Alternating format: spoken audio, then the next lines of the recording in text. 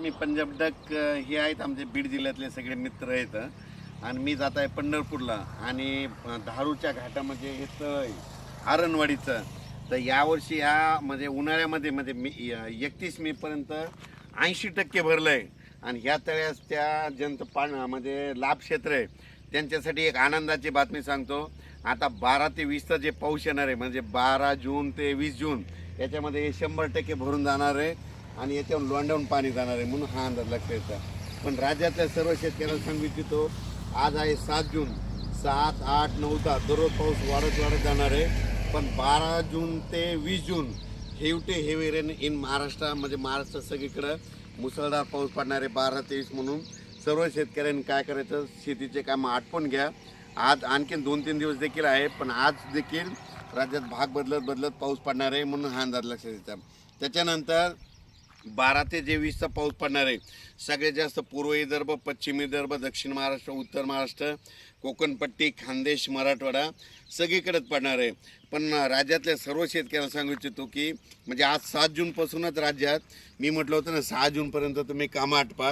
7 जूनपासून म्हणजे आजपासून बघा दुपारी 3च्या नंतर राज्यात ठिकठिकाणी पाऊस सुरू होणार आहे. काल देखील खूप ठिकाणी पाऊस झाला, नाशिककडे झाला, पुण्याकडे झाला, दौंडकडे झाला, आज देखील पहाटे सोलापूरकडे खूप झाला. असाच पाऊस काय होणार, दररोज वाढत जाणार आहे. पण 12 ते 20चा मात्र राज्यात मुसळधार पाऊस पडणार आहे म्हणून हा अंदाज लक्षात घ्यायचा. ज्यांचे कोणाचे आणखीन थोडे कामं राहिलेले असेल तुम्ही 11 जूनपर्यंत 11-12पर्यंत कामं आटपून घ्या म्हणून हे अंदाज सगळ्यांना लक्षात येतं. आणि ज्यांच्या शेतामध्ये पेरणीसाठी ओलं असं तर तुम्ही 12 तारखेपर्यंत पेरू शकता. सोयाबीन जर पेरली तर तुम्हाला सांगतो, सोयाबीन पेरल्याच्या नंतर 1 दिवस सोयाबीनला शांत झोप पाहिजे.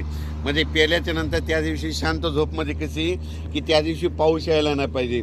पाऊस जर पडला तर ती थापटून जाते म्हणून एक माहीत असं म्हणून सांगितलं. पण राज्यात मात्र तुम्हाला सांगतो की 12 ते 20च्या दरम्यान मुसळधार पाऊस पडणार आहे. पण आज 7 जूनपासून राज्यात भाग बदलत पाऊस सुरू होणार आहे म्हणून हा अंदाज लक्षात येतो. हे बीड जिल्ह्यातलं आरणगावचं इथे साठवण तलाव आहे, 80% भरला आहे आणि आता ह्या 12 ते 20मध्ये मात्र 100% भरून जाणार आहे. आणि यावर्षी बीड जिल्ह्यामध्ये जिथे छोटे तलाव आहे सगळे भरून खडे देखील फुटणार आहे, सगळ्या विहिरीमधून वरून पाणी वाहणार आहे म्हणून हे बीड जिल्ह्यासाठी आनंदाची बातमी.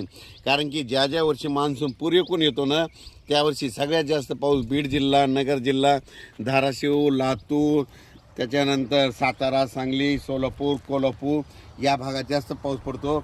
आणि यावर्षी देखील पुरेपूरच मान्सून असल्यामुळं यावर्षी बीड जिल्ह्यात खूप पाऊस पडणार आहे म्हणून हा अंदाज लक्षात येतात.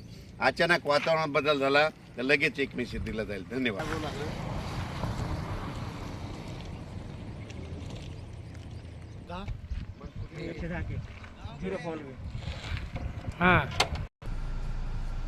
नमस्कार. माझ्या नावानं तुम्हाला एक सांगतो की इन्स्टाच्या जवळपासनं 15-20 नावानं माझ्या नावानं चॅनल चालतात आणि त्याच्यानंतर यूट्यूब जवळपास 100-150 यूट्यूब चालतात बघा. पण तुम्हाला सांगतो मी त्यांच्यावर कॉपीराईट जर टाकली असती तर त्यांचे बंद पडते. पण काय होईल तुम्हाला एक माहीत असं म्हणून सांगालो की काय होतं, माझ्यामुळे त्यांना रोजगार मिळायला काही जणांना 1-1 लाख रुपयेपर्यंत यूट्यूबमधून भेटतात. म्हणून तुम्हाला सांगतो काही जण चूक टाकतात पण माझं जे चॅनल आहे मी त्याला काय करत असतं दररोज अंदाज देत असतो म्हणून मी कधी कोणावर स्ट्राईक देखील टाकत नाही. हे तुम्हाला एक माहीत असेल.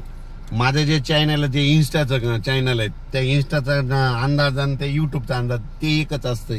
आणि काय झालं माझ्या नावावर जवळपास 100-150-200 यूट्यूबचे म्हणजे चॅनल चालतात पण त्यांना देखील महिन्याला 50,000 1 लाख कोणाकोणाला इतका फायदा होतो.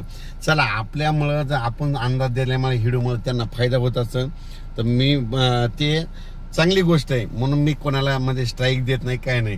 पण त्याच्यात काय करतात काही जण थोडे जुने व्हिडिओ टाकतात म्हणून मला त्यांना विनंती आहे की माझे जुने व्हिडिओ टाकत जाऊ नका तुम्ही. उलट मी तुमच्यासाठी कधी स्ट्राईक सुद्धा देत नाही, काहीच देत नाही म्हणून माझी तुम्हाला विनंती. धन्यवाद.